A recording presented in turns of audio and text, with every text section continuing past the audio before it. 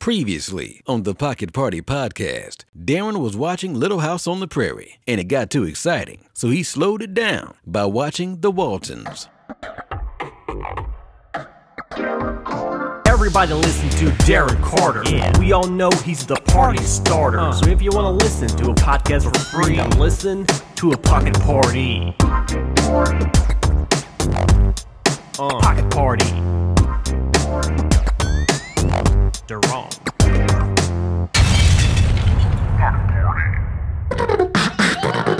I like my women like I like my shoes, no strings attached. I like my women like I like my mustard, spicy and yellow when on that wiener.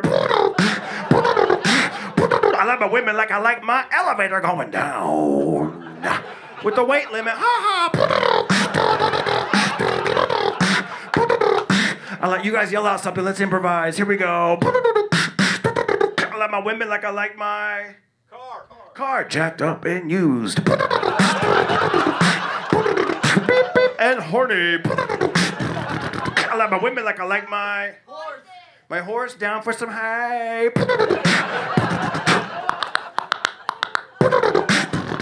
I like my women like I like my dictionaries. Ooh, thick, leather bound.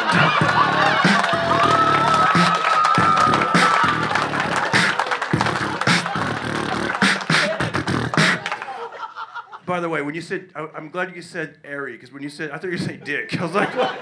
He's like, dictionary. Because if you just said dick, I was going to be like, next to my balls.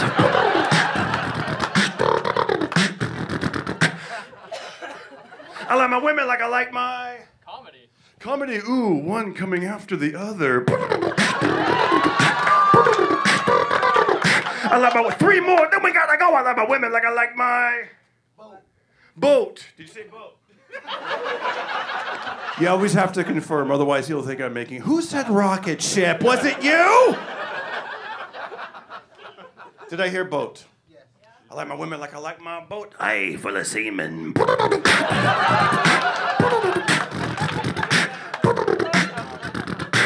On a scale of 1 to 10, how awkward is this hearing these jokes next to your parents? 1 to 10. 12.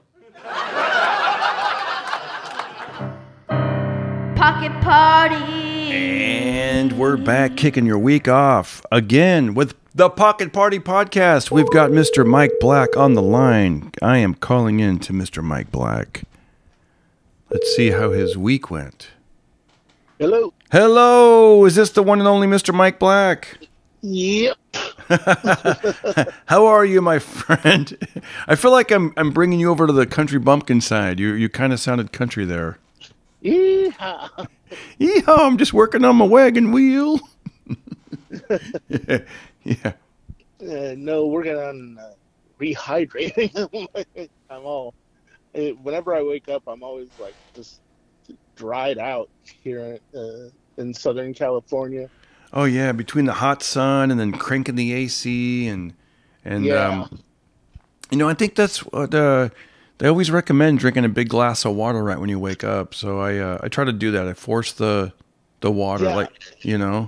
I used to do it right before bed, and then I got old, and it was like, nah, I have to wake up in the middle of the night to pee. So yeah.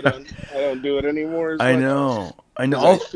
I find also when I fly, like I try to, you don't want to do it right before you get on the plane because then you got to keep getting up and same thing. But before I fly, the first thing I do is I drink extra water because I find that I get headaches sometimes. Like if I have a long flight and I haven't drinking that much water if you're flying like out of LA, almost everyone that you're flying with is from LA. And so they're real aggressive sort of people. Because they've survived the past 3 years. Yeah. And so, like, you get up once to go to the bathroom, and they're looking at you like, is this going to be a problem the whole flight? Easy. I know. One time. I know. I usually I'm pretty fortunate. I can just get a window seat and just sleep the whole way, and that's the best. Where I've actually fallen asleep before the runway, where we're still on the runway, and I'm like, oh, did we land yet? And we haven't even taken off yet. I'm like, what the heck? I've fallen asleep talking to you. Some people are listening to this podcast on an airplane, falling asleep, and we thank you. Exactly. Yeah. If you're a nervous flyer, just tune into this podcast. You're all set. Rockabye listeners. They're like, oh, he's talking about Little House again? I'm out. Yeah, I'm out. Yeah, this last time I flew, oh my gosh, it was probably some of the longest flights I had since I've talked to you. I get this. I took Southwest Airlines, and I love Southwest. Yeah. And I don't want to go out of LAX, so I flew out of Burbank, and to get to Florida, I flew Burbank to San Jose to Nashville to Fort Myers, and then they picked me up, and then I went to the hotel. But it was like, man, it was a long day. And on the way back, it was Fort Myers to Ohio to Phoenix to Burbank, and it was a long day. Yeah, because, and I don't even think it was a price thing. It was the amount of flights that were going into that town that I had to get to, and they all landed at like 10 o'clock at night. So I'm like, well, I guess I got to go a day early.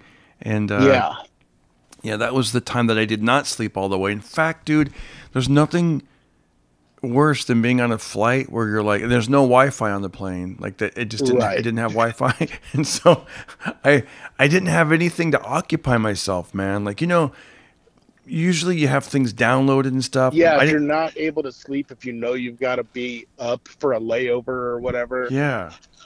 And you're just sitting there looking at the back of your chair. Dude, that's what I did. I sat there looking at the back of the chair. I was in the window seat, and it was a full flight. And I was like, man, I am so bored. And I would try to, I couldn't sleep. And then eventually I was just looking at my phone, going through like old photos. And then that got boring after about an hour. And then you're like, so then I end up going through old text messages. I'm like, oh, this is kind of interesting. Like scrolling all the way back, like as far as it would go, and just, The Southwest people are like taking pity on you. They're like, we brought you some extra pretzels. Dude, they did that. You look so sad. They did. They gave me like 4 bags of pretzels and like 2. Yeah. So, yeah, I had all these salty treats. And then, by the way, so on the flight back to LA, I was like, well, this time I'll be prepared. So I got a Reader's Digest because I figured it's small and you could like read it. Right. Dude, I read the entire Reader's Digest. It was so boring. I got to be honest with you. It wasn't their most exciting issue. I don't think they have a most exciting issue. It's a Reader's Digest. It's literally made for people too lazy to read. I know. I was like, just give me the Cliff Notes. And yeah, you'll never see on the cover our most exciting issue. Exactly. Banned in 10 states. Right, yeah. Right. So by the way, we did Reader's Digest Erotica Edition is never coming out. I'm like asking the flight attendant, can I have another pillow, please? I don't even know if they have pillows anymore. Could you imagine the Reader's Digest of the Kama Sutra? I know. 4 positions. We just cut to the chase. Yeah. One it's position. Pretty much just missionary. I know. My friend used to call it the Boobs Bible. Right, yeah. Yeah, but not for that reason. Not because there was boobs in there. It was for like the common man. Right, yeah. By the way, we watched, believe it or not, we did watch Little House on the Prairie again. And and it was funny because at the end, my son applauded. He clapped at the end of the episode. And he said, you know what? He goes, it's one of those shows where, he goes, I didn't think it would be interesting because it's like about farmers in the 1800s. But at the end, he goes, I found myself clapping. It was so good. Well, what happened on this applause-worthy episode? The applause-worthy episode. Well, just so you know, I did watch the second part of part 1, and we'll get to that. But this particular episode, I may have told you about this one before, but I'll say it again. Or maybe I didn't. It was about this kid. He lives in Chicago. His father was abusive. Father comes back from the docks, and the minute like he starts rattling the doorknob to open the door, the mom jumps up, boom, goes over to the stove. She starts giving him the soup, and then he looks at her, and he goes, "There's no meat in my soup." Yeah. And she looks at him and she's like, well, we'll call him, I don't know, Clarence. She goes, Clarence, I do the best with what you give me. And that just drives him up the wall. He gets so, he looks at her like, you know. And he goes, where's the boy? And she goes, he went to bed. He goes, down, get down. And he goes, get down here. And the boy comes down. I think he's 6 years old at this point. And he's got a little hole in his shirt. And he goes, what's wrong with your shirt? And he goes, I tore it. Well, if you're going to tear it all the way. And he grabs it and just rips the sleeve off. And yeah. God. And then he slaps the boy. Bam, slaps him. And she looks at him. She's like, Clarence. And he goes, and no. Yeah. And also she had asked him, how did it work? Did you find work today? Because he had to go down, you know, they had to go to like this central place to get chosen to work on the docks. And he's like, that's my business. And he goes, and then they show the boy crying, the mom hugging him. And the father's like, you're always coddling him, even though he just slapped him. Then he goes down to the docks, and then you see him begging, like what would be in our world, the booker, the comedy club booker. He's like, how come you never picked me? He goes, you should have chose me. You chose me last. And the guy goes, well, I can't play favorites. And he goes, favorites? I've been coming down. And then he punches the boss guy, right? Oh, falls down, and then he goes to punch him again, and that's when like the booker or the boss shoots him, kills him dead. Cut to, man. They knock on the door. The sheriff's like, do you recognize this wallet? Well, I'm sorry to tell you, but he's been killed. And the wife starts crying, and then they pan to the little boy, and he looks down, but then he kind of looks up with like a smile, because the little boy, one of the last things he said to his dad was, I hate you! I hate you! Yeah. Wow. Yeah. Cut to, he's, you go to the little house on the prairie town, and there was an old couple at the local store, and the grandma and the grandpa, or actually the grandpa's there, and he sees Charles Ingalls, a.k.a. Michael Landon, and he goes, I just got a note from my daughter. Our grandson's coming to live with us. And now he's 17. And, okay. Yeah, and he's 17 and he thinks God listens to whatever he tells him to do. He's like, kill my dad. Okay. Right. Exactly. I know. He comes through, and the first thing he does is he sees little Albert, one of the little boys, and he goes over to him and he goes, hey, every town has an idiot. Are you the village idiot? And the little boy, the little boy's like, I don't think so. You know, he's like, and he goes, where do the Stevensons live, or whatever their last name is, his grandparents. And basically what I'm trying to tell you is this boy is like a bad kid from Chicago, and it turns out the mom couldn't handle him anymore, so she sends him to the grandparents to live with the grandparents. Oh, okay. Yeah, and then the next day the grandpa's like waking him up, come on, rise and shine, we get up early on the farm. And he starts shaking him, and then he pulls the covers off, and then the boy stands up and shoves his grandpa down. Boom, he falls. Wow. Right then, the grandma comes into the room. She goes, what happened? Oh, nothing, Ma. I just fell. Nothing happened. He's covering for him, right?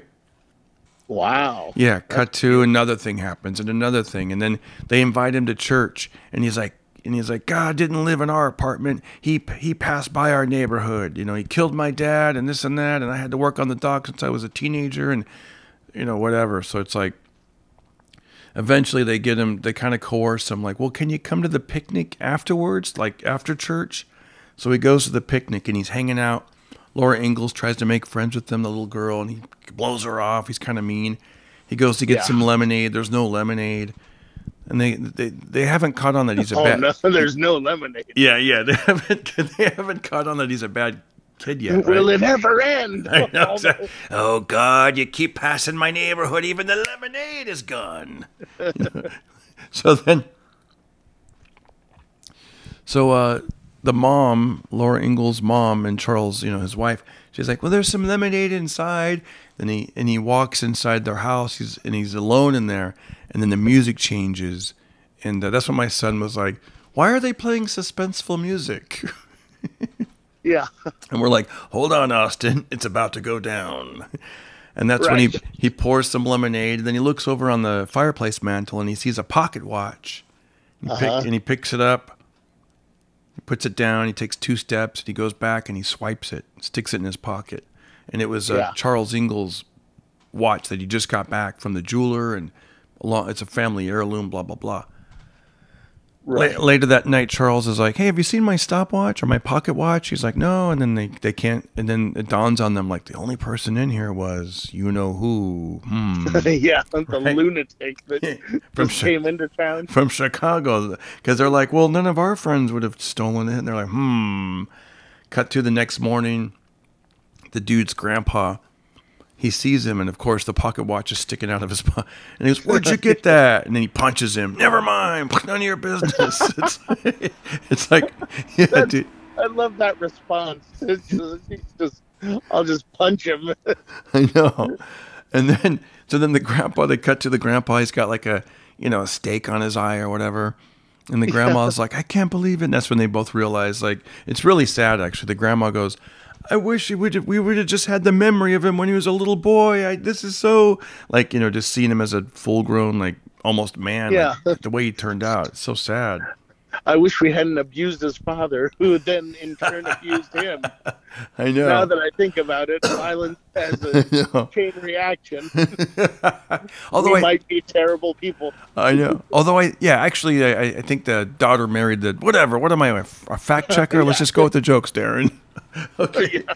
Actually, Mike, what happened was, I went from a Darren to a Karen right there. You heard it here, folks. He's a Karen, actually. So then Charles, he has to confront the grandparents and tell them what happened. So he knocks on the door, and the grandpa's like, I don't want Charles to see me like this. So he hides in the staircase. Yeah.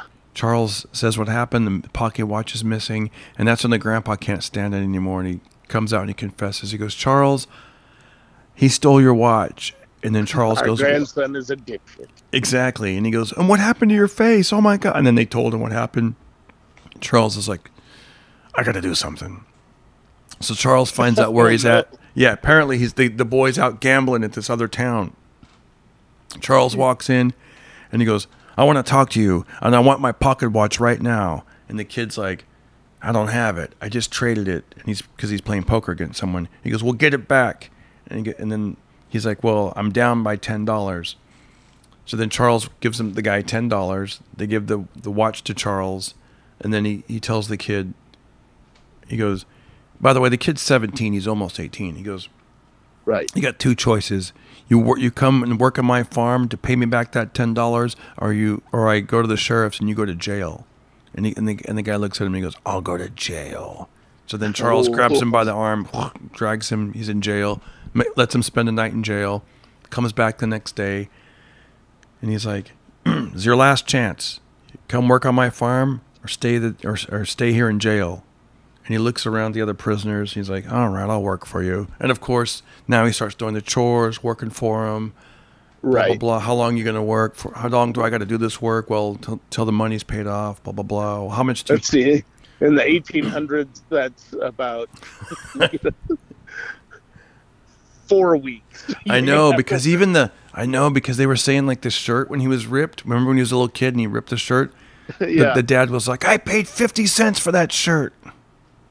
Yeah. $10 is an insane amount of money in that time. I know. And there was like another episode where the little Laura had to have her horse had to have horseshoes, like all 4 feet.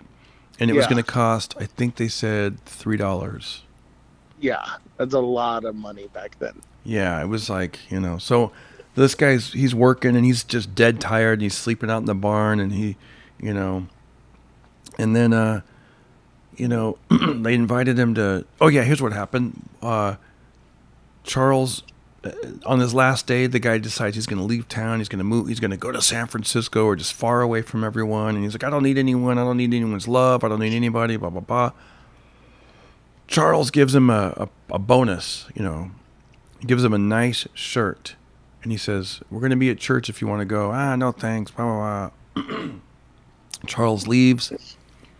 The guy opens up the present. He sees the shirt. He has a flashback to his childhood, back with that shirt when he was a kid. And he just starts ripping the shirt to shreds. Rips it to shreds. And then he just has... You're going to rip it all the way. Exactly. I know. Just like my dad told me in Chicago, right? So then Charles, he goes back for something. I forget what it was. They were like, hey, let's go ask him something or whatever. And then he sees the shirts all ripped up on the floor, right? Yeah. And he's like, holy cow, he must have had a crazy fit of rage. And then he... and then he goes... Great detective work on his... Exactly. Yeah. And then he goes to the grandparents' house to make sure that they're safe, but they're gone. They've already gone to church. And then he's like, I've got to go stop that kid. And then he goes and he finds him. And he goes, is that any way to treat a gift? Da, da, da. And he goes, it's my gift. I could do what the hell I want with it. And Yeah. then, do you have any idea? Sometimes you like to guess where this leads to. Do you? Let's see. He now owes... Well, if the childhood shirt was $3, the adult shirt would be probably like $7.50. He goes, we're even. So he has to work till the end of the series until he stops ripping up presents. No, yeah. it was a present. It was a gift, so it wasn't. He didn't have to pay it back or nothing. But then he starts trying to fight Charles, right? Right. He tries to fight Charles, and Charles is defending his moves. And then at one point, he just starts throwing these haymakers, and then Charles starts to wrestle with them, and then the kid like kind of hugs him a little bit, and he goes, I hate you, I hate you, I hate you. And he has like this flashback to his dad. And he calls, I think he even calls him dad, like, I hate you, dad, I hate you, I hate you. And then Charles just hugs him, right? And he goes, I hate you. And then the kid starts crying, and he goes, I love you, dad, I love you, dad. Why did you have to die? I love you. Yeah, dude, it was like, whoa. Yeah. and then by the way, that, go ahead. It sounds like almost like a best of Little House on the Prairie. Like, because all of this stuff that you were saying, I was like, wait, didn't he already tell me this?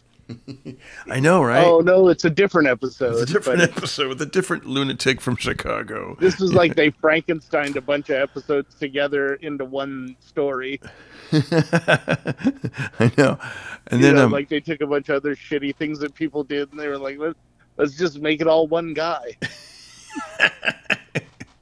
One sucky kid. That that might have been the name of the episode, One Sucky Kid. I know, right? And then it cuts to the kid, Charles goes to church. You think the show's going to end, and then the boy comes to church and sit with his grandparents. And then it pans out, zooms out, and then you hear like just the outside of the church, and then you hear them singing their song, and it's a happy ending. Now, wait, how did he go to church with his shirt all ripped up? I think he went with his original shirt that he was wearing before. Oh, okay. Before the gift. I thought like the Incredible Hulk or something. Like he sewed it back together or something stupid like that. Yeah. I was thinking too, I was like, if this got an applause from your son, I think the Incredible Hulk would blow his mind. I know. Like, son, did you ever watch that show?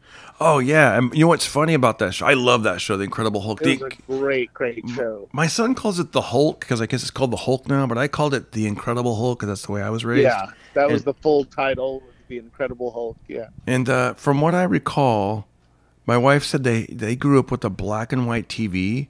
And so they didn't know he was turning green. They just thought. What did they think was happening? I knew they just thought he was getting angry and maybe turning like a darker shade of maybe an instant tan or something. I don't know what they thought, but he's like Brazilian now. Oh, no. Oh wow. Yeah, and he's outraged about everything. Because remember how his eyes? It would start with his eyes, right? His eyes would get that green color, and then what was his line? You wouldn't like me when I'm angry. Yeah, there was that reporter that was chasing him from town to town. Yeah, and he finally catches up with him once, and he goes, "Mr. McGee, you're making me angry, and you wouldn't like me when I'm angry." and then it cuts to him turning into the Hulk and everything, And was it you that told me this, that he was originally Bruce Banner, but then they changed the name to David Banner? Yeah, because it sounded more macho, more masculine. That was like a big move back then, or any time, right? To change a character's name after the first season?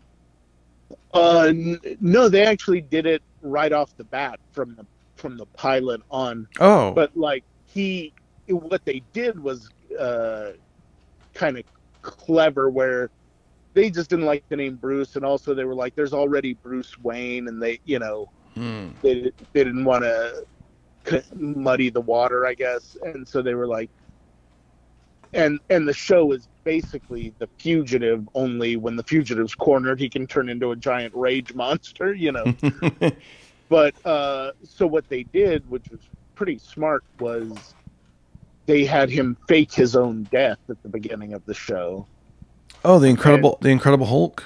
Yeah, like when he knows he's going to have to go on the run for the rest of his life, so he's not experimented on or whatever. Oh, yeah. He fakes his death, and you see a tombstone that says David Bruce Banner on it. And so that was like, technically his name was David, but he never really went by his real name. He was always like, whatever guy he was posing as in each town. And he would think, oh, this is the town that's finally going to leave me alone, and just let me live my life in peace. And wherever he worked, it'd be like he'd be repairing video games at an arcade or something. Some punks would always come in and mess with him, and that was all she wrote. It was just a matter of time till his eyes started glowing. They would always throw him in like the dumbest death traps of all time. But it was like, you didn't understand like why they cared that much. He was just a random drifter. But they'd be like, you stay out of our business. In fact, we're going to throw you in the old sawmill and cut your legs off or whatever. And so it was always during that he would Hulk out and beat the living crap out of everybody. I think, and then run off. And then you'd see him wake up and he'd be like, well, time to move again. Yeah. Now everyone knows I'm in town. And I think a lot of people that grew up watching that, probably in the back of their mind, they feel like once I get mad, I win fights. You know what I mean? Yeah. Like they don't have really any skills or training or right. They're just like, oh, once I get. I've even seen that as a trend on TikTok. They're like, it's something like, there's a voiceover and then people react to it differently. And one of the voiceovers like I don't stay calm because I'm afraid of you. Because when I get mad, I get felonies or I get life in prison or something like that. Yeah, I think a lot of people, like a lot of other things, they take on attributes from those characters and then get their asses kicked or something, Yeah. One thing I love about the modern Marvel stuff is that they kind of did something with that was interesting, where the Hulk in the movies was kind of like the atomic bomb of the Avengers, where like if things really went wrong, they would just piss off Bruce Banner and he would turn into the Hulk and just go crazy and just beat up a bunch of stuff, and it would always really help them out. Well, then eventually it got to Infinity War, where Thanos is like coming to take over the universe, and Thanos is just as big as the Hulk, but he's got military training. Oh wow. And so you see the Hulk come out of nowhere. They're like, we've ambushed Thanos, and they send the Hulk in, and the Hulk is beating him up, right? And then Thanos' underlings are like, should we do anything? And the one who knows it, Thanos best, is like, no, let him have his fun. And then the fight turns, and you see Thanos, who actually knows how to fight. It's not all rage. Right. He just cleans the Hulk's clock. Oh, wow. So bad that in the future, when Banner tries to turn into the Hulk doesn't want to come out. He kind of like broke him, And he's like, I don't have anger issues any longer. Yeah, he's just like, no, I don't. Hulk, no, come out. And so that led to like down the road, what they did was they made it where like him, like Bruce Banner and the Hulk, kind of hashed it out and became one entity that they call Smart Hulk. because it's like this big, humongous Hulk, but it has the mind of David Banner. Smart. And so that's hilarious. Smart Hulk. He's like this humongous scientist, and they made him really fun and funny. The only thing I didn't like about it was they never gave him a rematch with Thanos. Oh. Where, like, there's that whole part where Thanos kind of wins. You know, he does the snap and, like, half of existence is gone. And there's a 5-year period before they can do anything about it. And I thought for sure, I was like, oh, in that 5-year period, he's going to train with Captain America, the best fighter in the world, and learn all these fight moves, and then he's going to have a rematch with Thanos, and it's going to be awesome. But they just kind of never did that. It just kind of, like, they dropped the ball on that one little aspect of it, you know? Yeah, maybe eventually they'll do that. They'll do that eventually. There are all these alternate timelines and stuff where they can do stuff like that. I've been watching She-Hulk. I don't know if you've watched that. Yeah, now what is that? She gets angry too? Ball. She gets angry and trips out? Well, the way it's set up is that she's his cousin. Yeah? And she's a lawyer, and they get in a car wreck, and some of his blood gets into her system. And so since she has the same gene pool, she's able to process it. And it turns her into a Hulk also. But it's like the best of both worlds. She's basically the exact same person, only large and green and unstoppable. Oh, wow. And so the full name of the show is She-Hulk Attorney at Law. And so she's this attorney that can turn into the Hulk when things start going wrong. She starts losing a case. But it's kind of fun. It's like they took, like, all the, like, regular court dramas and made, like, a really sort of fun superhero show out of them. Like, the first guy that she has to defend is the Abomination, who was the Hulk's main villain in the first movie. And you kind of hear his side of it, and after he's done telling his side, you're like, shit, she should defend him. He's actually makes a really valid case for why he did all the stuff he did, you know? Hey, by the way, on one of the episodes that we talked about recently, you told me about a scene with Danny DeVito on Taxi. And I want to give a shout out to Christopher McCrae. He sent me the episode. He found it on YouTube. So if you guys want to watch the pilot episode, the first episode of Taxi, which I'd never seen. And I don't think I ever really watched a lot of Taxi episodes. And man, I love that first episode. It was so good. Yeah. It was so good. Yeah. You were right, man. It was, there's a scene where Danny DeVito, because he just plays this rough and gruff guy, and he's up there in that cage. And then, and at one point he goes, "Don't make me come down there and get tough with you." And then when and it looks so funny because they're all lined up and they all look like they're about somewhere between 5'9" and 6'1". And then there comes Danny DeVito, and he, especially after saying, "Don't let me come down there and get tough with you," and then you realize like, whoa, this big menacing boss guy is like 4'11", 4 feet, you know, 4 feet like, tall, something like that, you know, and. But that show set itself up so brilliantly. Like, it's almost a perfect pilot, really. It really is. You know, let me ask you, because I don't know all the characters, but did you happen to rewatch that first episode by any chance? No, but I watched it recently enough, I think. So here's my question. So Judd Hirsch, what's his character? Do you know his character's name? I don't... Well, it doesn't matter, but it seems to be like he's okay. So when Mary Lou Henner comes in, and I don't know her name, but I just know her as Mary Lou Henner. She was like, "Yeah, I'm really gonna try to, I just want to do this part time. I really want to do this other thing." And he goes, "Oh yeah, they're all part timers." And he points at Tony Danza, and he's like, "He's a boxer." And then he points at Jeff Conaway, I think his name is. He's an actor. He's an actor, and he's pointing at the different. And this guy's a this and this. And then, what was great about that episode was.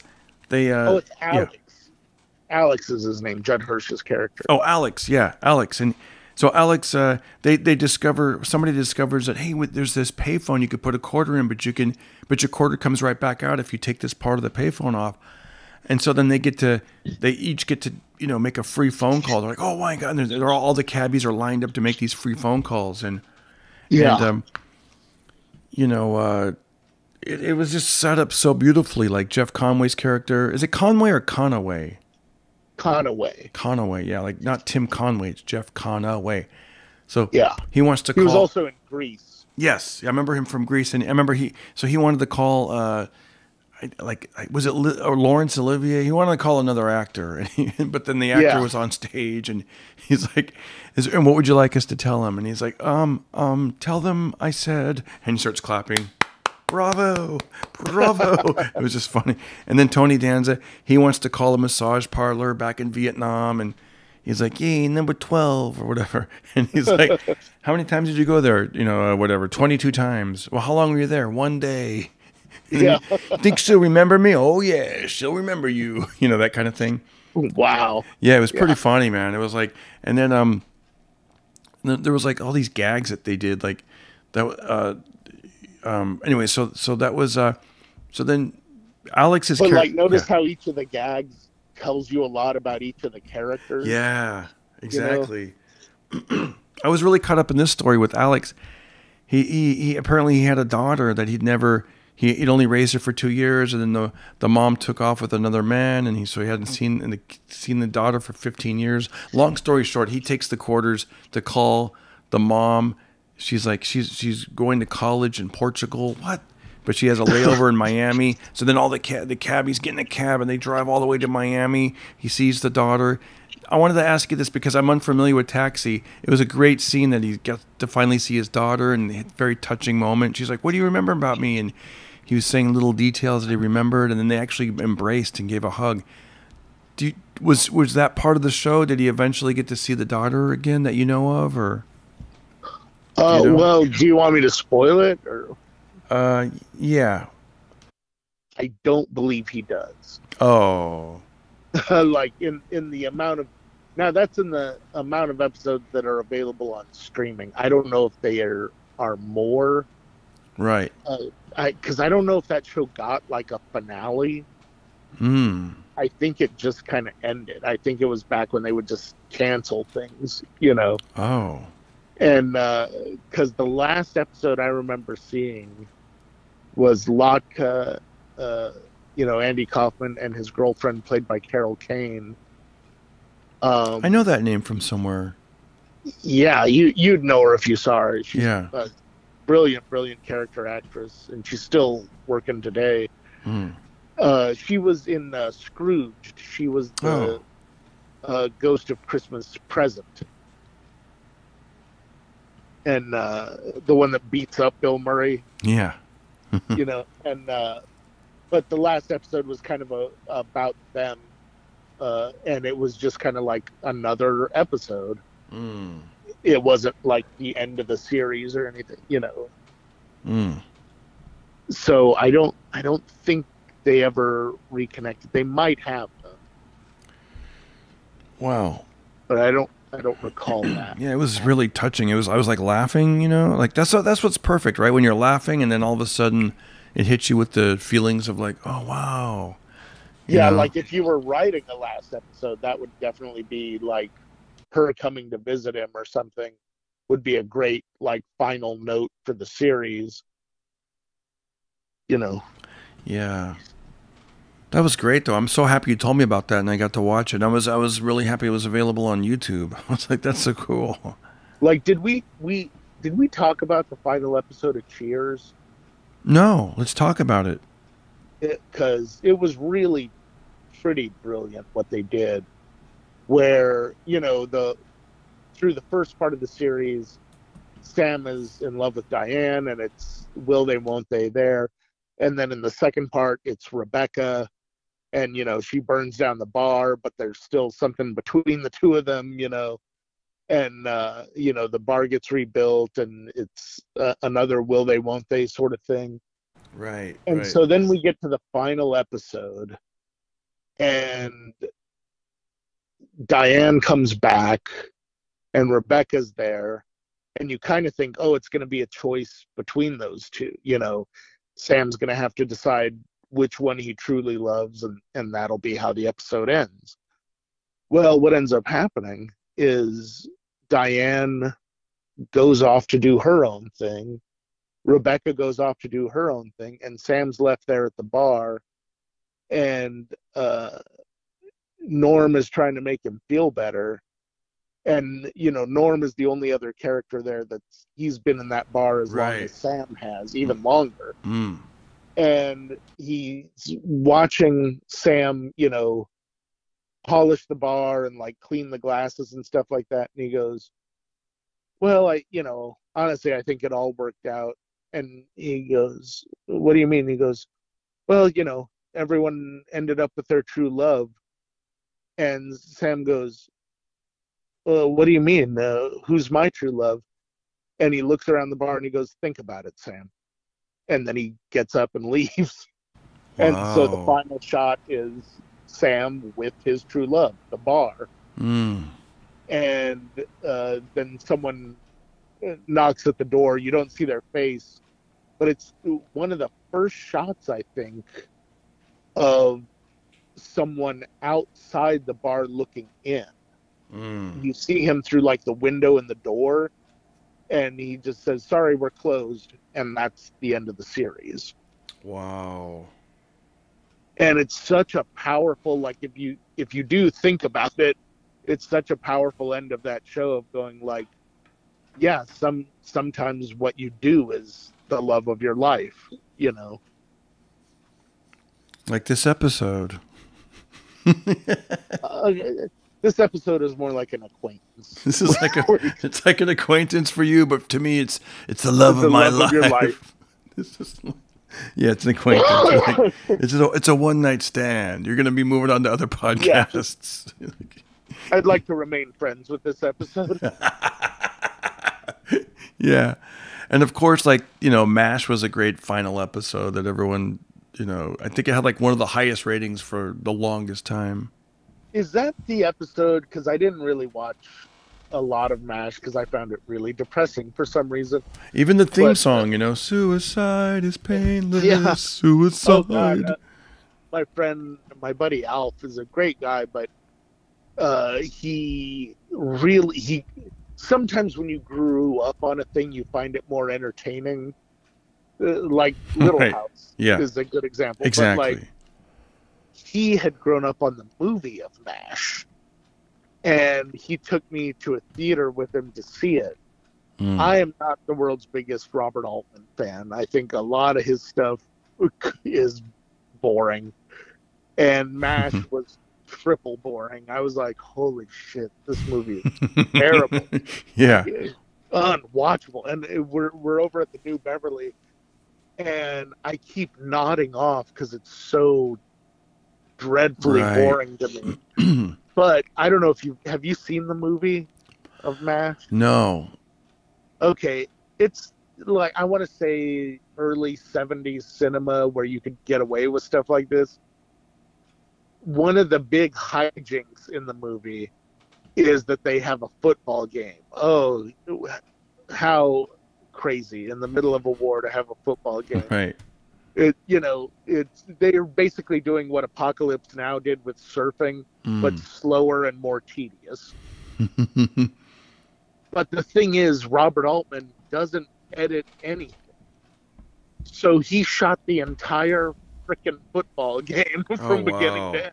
So in the middle of that movie, there's an entire football game of actors playing football and doing terribly.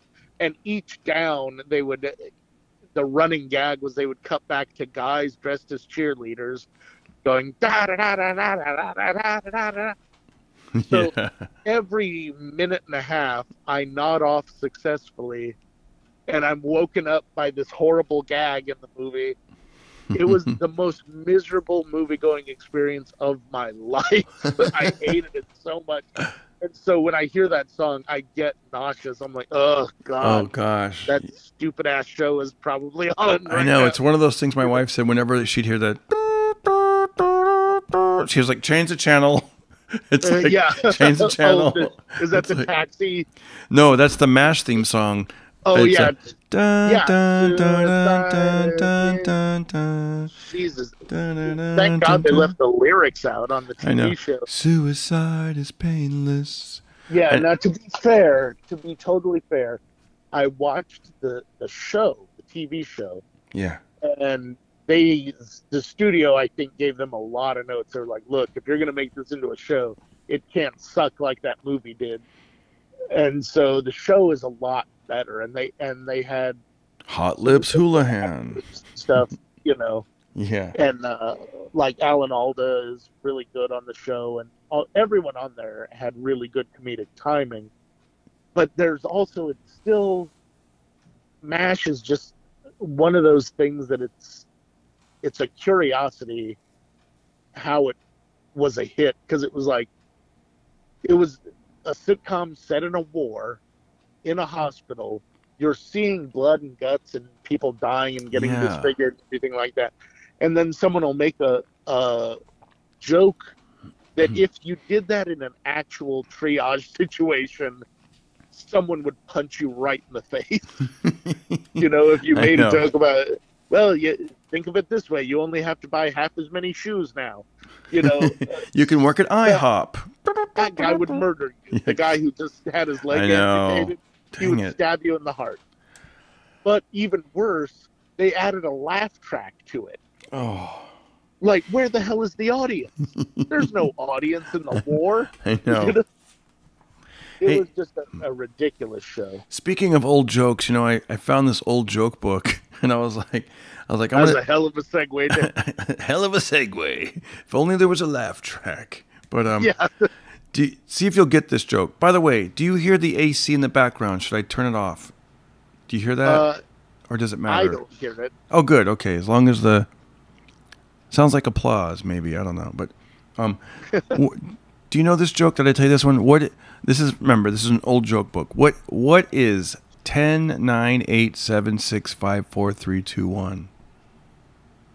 I don't know what. Bo Derek aging. Oh, that's a terrible joke. I know, it is terrible. And I told somebody that joke, and they go, shouldn't you update the name? And I'm like, no, the reason that it's a joke is because Bo Derek was in a movie called 10. Like, she's the perfect 10, but... And they didn't. Yeah, they were like, I'm not old enough to have seen that. Yeah, exactly. I was like, yeah. Before you get to any jokes, hopefully do you have any jokes? Because I love when you tell jokes. You tell great jokes. I don't have any. I didn't know there was going to be a quiz. A quiz? All right. All right, here's another joke, and I was going to save this for another guest because he's big into wrestling, but you get the privilege of hearing this joke. So there's this American wrestler, and he's on his way to the Nationals, right? And then he goes to the Olympics, and when he's in the Olympics, he goes against this Russian, and they're both undefeated. Who's going to win? And he tells him, he goes, well, you got to be careful because the Russian, he's got this move called the pretzel, where he takes you and he bends you and he folds you and he winds you up like a pretzel, and this guy's never lost, and we don't have any footage of him, and we don't know what it looks like when he does it, but he wins his thing, right? So then they get into their final match. Boom, head to head. The American's undefeated. The Russian's undefeated. But in the back of his mind, he's like, I'm a little nervous about that pretzel move. The coach says, don't lose focus. You have to concentrate. Don't even for a second lose focus because you can win. Boom. They're wrestling. He's winning. And out of nowhere, the Russian starts to get the upper hand. And for a split second, the American's like, oh no, I think he's going to do the pretzel on me. And then just in that time, folds him up, twists him up, puts him in the pretzel. The referee comes in, slaps the mat once, twice. And then out of nowhere, you hear, ow! The Russian jumps up 3 feet. The American gets him and pins him and wins. Yay! Afterwards, they said, what happened? He goes, the American goes, I looked up and I saw this testicle hanging there, so I bit it. And let me tell you, when you bite your own testicle, you'd be surprised what you can do. All right, that's a good joke. Yeah, that's a good one. All right, why'd the rooster walk across the basketball court? Why? Because he heard the referee was blowing fouls. All right, that's enough of. Those are all. They're not bad. They're not terrible. They're not bad. They're not terrible. They're kind of funny. They. Did I tell you the one about? This is the dirtiest one I have. Did I tell you that? I may have told you the one about the mouse and the elephant. Tell me again. I don't think yet. Folks, if you're listening at work, you might want to put the earbuds in. If you have children in the room, you might want. All right, so this mouse is walking through. He's real cocky, you know. He's just about, you know, he's a little mouse, but he's got a little hat on, little cabbie hat, and he's got a cigarette, and he's walking through the jungle. And this elephant, he gets closer and he hears this elephant moaning. And he walks up and he goes, "What's wrong, elephant?" And the elephant, she looks down and she goes, "I have a thorn in my paw and I can't get the thorn out. I need help." And the little mouse is like, "Hold on a second," and he yanks it out, takes the thorn right out. And he goes, "There you go, off you go." And the elephant goes, "Oh, how can I ever repay you?" And he goes, "You know, I've always had fantasies about making love to an elephant." And the elephant looks down at this little tiny mouse, and she's like, in her mind, she's like, "Well, I'll flatter him and give him a quick little, you know, romp." Yeah. What's the worst that could happen? Yeah, exactly. It's like, you know. So then the mouse is like, "Hold on a second." So then the mouse, he starts gathering all these banana leaves, you know, so he can stack them up super high. Finally, it's about 5 feet high. Mouse climbs up there. He approaches the elephant from behind. He turns his hat backwards, and he grabs her as much as he can on the hips, and he starts pumping away, right? And he's like, "Yeah, you like that?" And the elephant's like, "Oh goodness, oh goodness, oh goodness." He's like, "Yeah, you like that?" And she's like, "Oh goodness." Now there's a monkey up in a tree, and he looks down. He can't believe it. He sees this mouse banging this elephant, and he starts giggling so hard. He starts shaking the tree, and these coconuts, bam, land right on top of the elephant's head. The elephant roars her hair back, and she's like, "Oh God!" And right then, the little mouse goes, "Take it, bitch." That one's so stupid. It's so stupid. I just since we're telling dirty ones, okay, since everyone has already got their earbuds in, this reminded me of just yesterday. I was talking to my dad about the great Buddy Hackett. He only had one special on cable that I'm aware of. And it was fantastic. It's because it's all jokes like that, but he was such a great character that they were all phenomenal.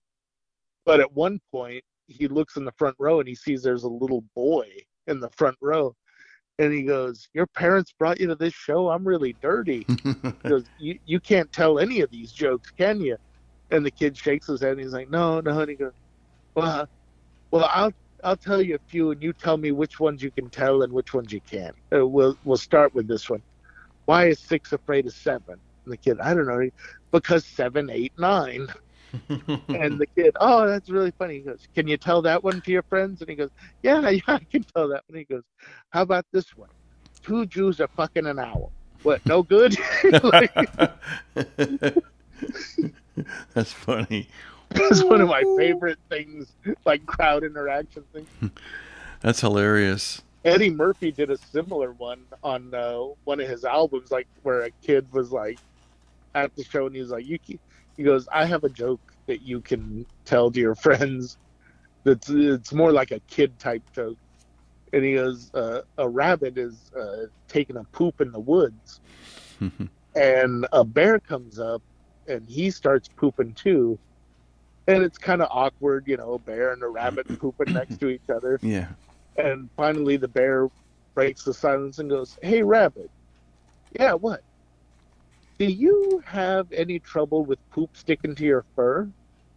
And the rabbit goes, no, I don't. I never really have any trouble with that. So the bear wipes his ass with the rabbit. Oh, gosh. Yeah.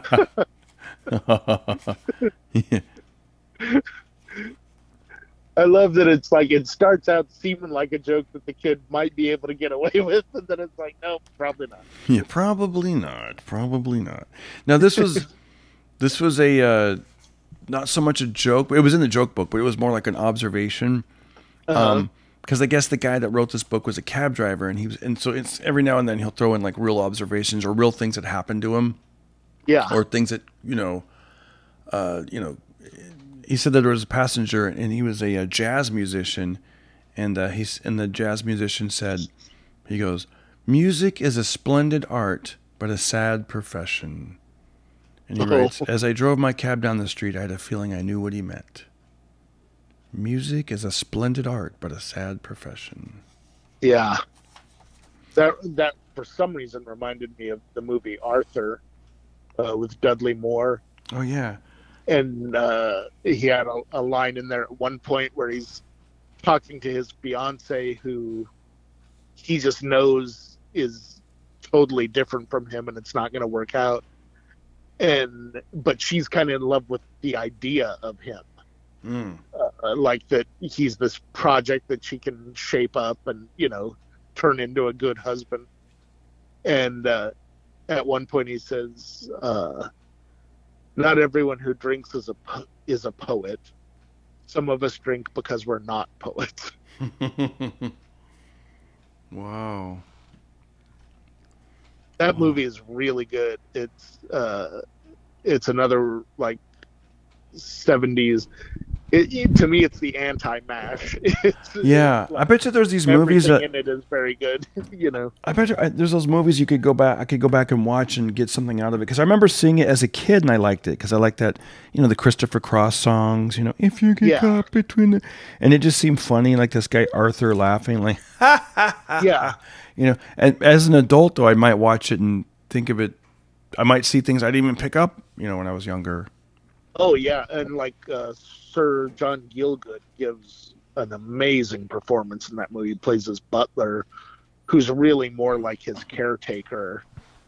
And but yeah, I gravitated to it as a kid because he was basically like someone refusing to grow up. So like I think as kids you identified on that level with it, but as an adult you see that and you see it's like, oh, it's actually kind of tragic that that he's like that, but the movie, everyone in it is really good. Liza Minnelli and Dudley Moore, they have such a fun chemistry in that movie. I got one last joke, and I got this one from a YouTube comment section. Okay. There was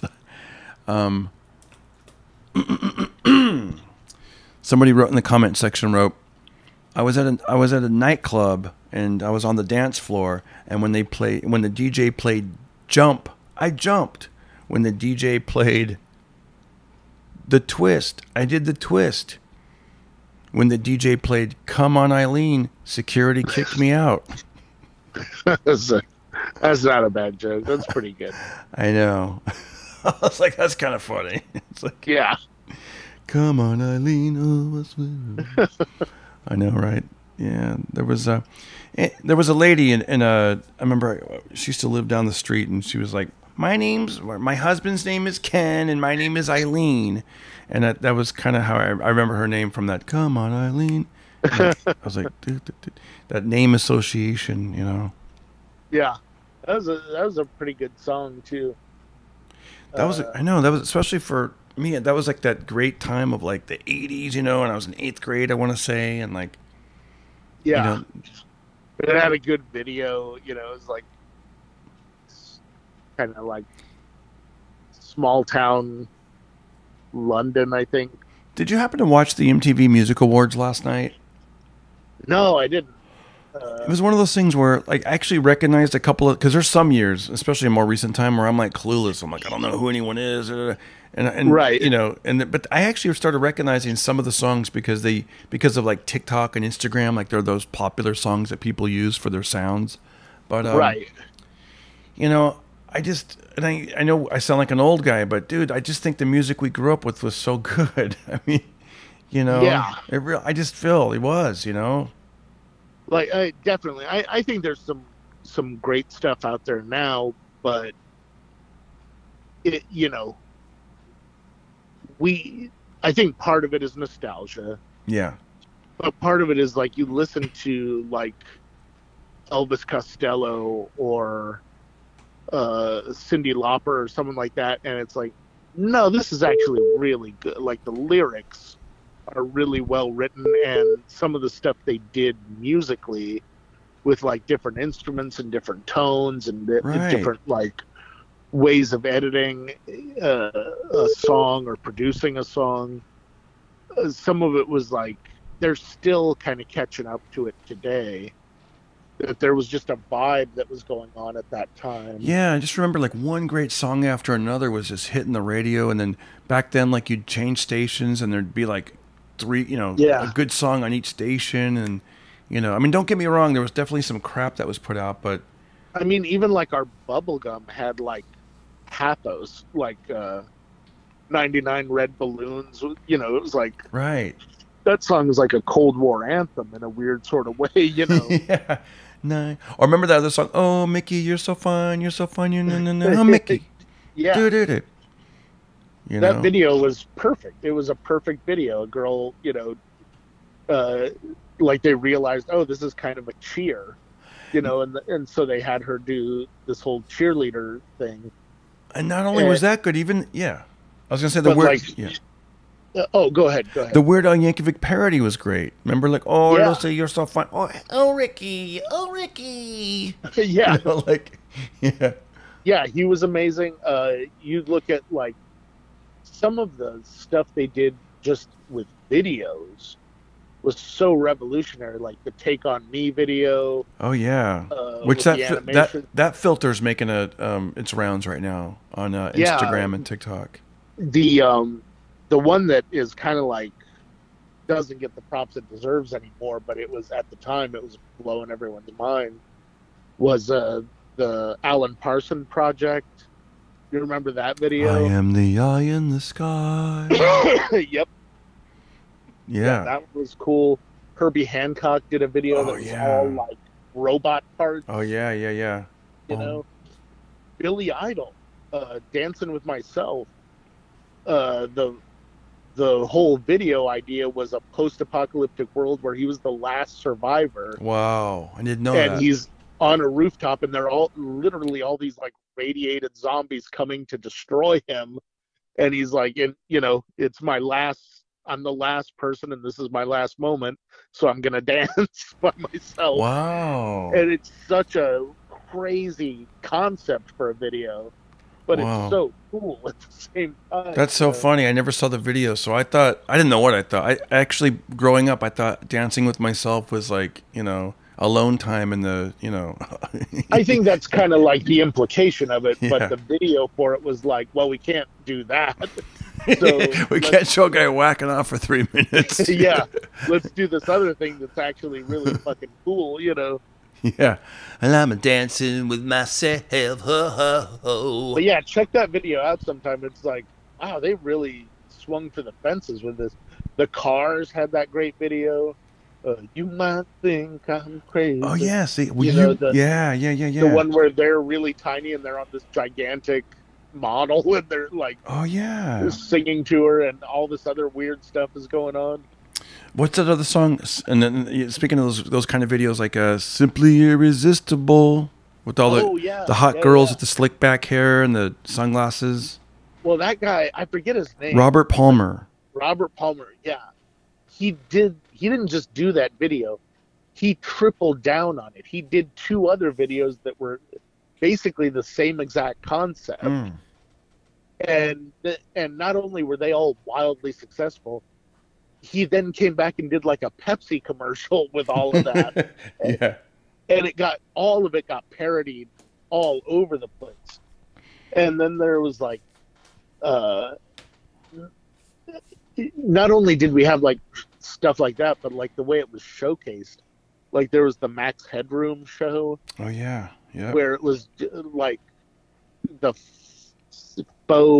he was supposed to be the first computer generated character, but it was really like makeup and tricks and stuff, but he looked like it, and that character was such a cool idea of like a virtual reality program, like cheesy host. I know. they were, it kind of was like making fun of everything going on in the 80s, and then it became it because it ended with like Max Headroom was this cool underground sort of thing that only like kids that were really hip knew about.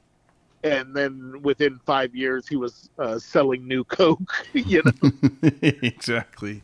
It was like he became everything that he was supposed to be parodying, you know?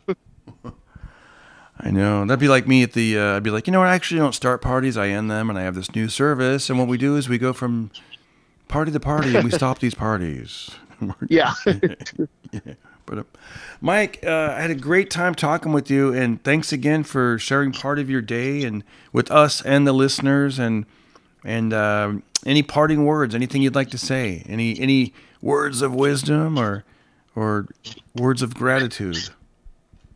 Let me try and think. Okay, an 80's lyric that kind of sums up how the world is right now, from the Police. And the lyric is, when the world is running down, make the best of what's still around. I like that. That's true. We still got ice cream. We still got pizza. We still got hiking trails. We still got friends we can call. We still got birds outside that are singing and trees that are blowing in the wind. Yeah, we have all of that stuff for like 8 more months. We still have leaf blowers. Make the best of it. Yeah, I know. Until you're that last guy on the roof. I know. I was in the pool earlier. Radiated zombies coming to kill you. And then just dance your ass off. Exactly. I was going to say, I was in the pool earlier this weekend, and man, there was something about swimming, just like, man, it's like it takes you to another world. For me, it always takes me back to high school when I was on the swim team. And I only swam 1 year. It wasn't that good, but I finally made varsity, but it you know, that was it. And but I just remember being in that swimming pool going, man, there's almost like that scene from Cocoon. You do feel young. I felt young again. Cocoon. Like when I'm going up a hill, I feel tired, you know, like I'm out of breath, or when I'm running, I don't feel like I'm fast. But when I'm swimming, I'm like, man, I'm still floating like I'm 16. This is great, you know? Yeah. Even though I'm way heavier, but you know, even though even when I was 16, I didn't have to shave my back, but still. Yeah, you go through a period where you make fun of everyone else's hairy back, and then God turns it around on you. I know, exactly. I know. You're like, But anyways, all right, man. Hey, have a good one, and I'll talk to you soon. Thank you, Mike. All right. Great talking to you, buddy. Have a great one. You too. Bye. You guys, thanks again for laughing with us, hanging with us. And if you get a chance, leave some comments on YouTube, and we'll talk to you soon. Darren Carter, Party Starter. I'm going to go out and enjoy my day. Love you guys. Bye.